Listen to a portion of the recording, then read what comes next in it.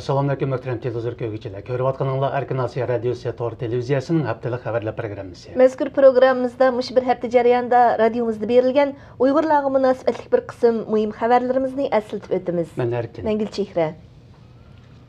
Mush oyning 1-kuni Qog'liq noyasi Chosim masjidi tezisi atrofidagi Xitoyning bir harbiy gazarmasi hujumga uchrab, 20 odamning o'lganligi ilgari surilgan edi. Qog'liq Noyli xalq doktorxonasi boshlig'ining ma'lumotiga qaraganda, vaqada yaralanganlardan 5 kishi Noyli xalq doktorxonasiga opirilgan. Bulardan 4 nafari Xitoy, 1 nafari Uyg'ur ekan. Vaqada o'lgan va yaralanganlarning hammasi degidagi harbiy ekanligi isbotlangan bo'lsa-mu, lekin ularning umumiy soni texnik dalillanmadi. 2009 yildagi 5-iyul vaqasidan keyin izdiraksiz g'oyib bo'lgan yana bir Uyg'urning kimligi oshkorlandi. U bo'lsa-mu ayni yili 36 yoshga kirgan Tayirjon Abay. U 5-iyul vaqasidan 2 kun keyin seriq osh setishga chiqib ketib, ta hozirgacha qaytib kelmagan. Ma'lum bo'lishicha, mazkur oila isbot ko'rsatib bera olmagachga, doirlar buningdagi javobgarligidan o'zini qochirmoqda.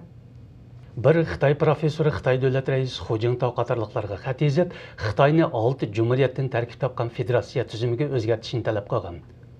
Bu kishi Jungo Xalq Universiteti siyosat fakultetining sobiq mudiri, professor Liang Jifo.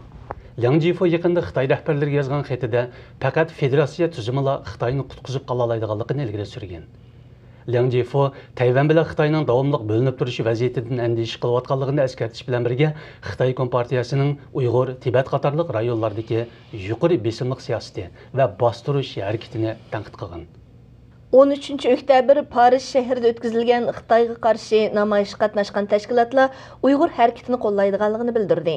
Namoyishni Parijda faoliyat olib berayotgan Tibet, Vietnam, Demokratik Xitoy va Uyg'ur tashkilotlari birlikda uyushtirgan. Har qaysi tashkilot mas'ullari muxbirlarga bayonot berib, Tibet va Uyg'urlarning Xitoyga qarshi kurashini qo'llab-quvvatlaydiganligini bildirdi. 5-iyuldan keyin turmaga tashlangan 18 yoshli Nurul Islom bultur Xitoy turmasida jon uzgan edi. 5-iyuldan keyin g'oyib bo'lganlardan Imom Muhammad Alining onasi Fatigul G'ulom Nurul Islomning oilasiga o'lim patisiga berib hol so'ragan. Hozirda ana Pasha Davud o'lim patisiga kelganlarga o'g'lining o'lim sababini tushuntirgan. Ma'lum bo'lishicha, Nurul Islomning turmada ochliq e'lon qilganligi uchun qiyin qistoqqa uchraganligi ma'lum. Texmi ichinishli yeri Xitoy soqchilari Nurul Islomning jasadini oilasiga berishni rad qilgan. Amerika olam qatnashi idorasining injeneri Erkin Sidiq Uyg'ur ziyolilarini barliq imkonlardan foydalanib Uyg'ur ona til ma'arifi, kimligi va madaniyatini qo'g'dashga mas'uliyatini ado qilishga chaqirdi.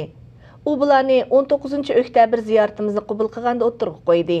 Erkin Sidiq apandi suhbat jarayonida yana navbatda ilm sohasida natija qozongan ko'pincha Uyg'ur ziyolilarining 80-90 yillarda Uyg'ur ona tili ma'arifida tarbiyalangan kishilar ekanligini qo'shimcha qildi. Muhtaram televizor ko'ruvchilar, yuqorida Erkin Osiyo radiosi Tor televiziyasining haftalik xabarlar programmasini ko'rdinglar. Kelar hafta ko'rishguncha omon bo'lgaysizlar. Xayr xo'sh. Xayr xo'sh.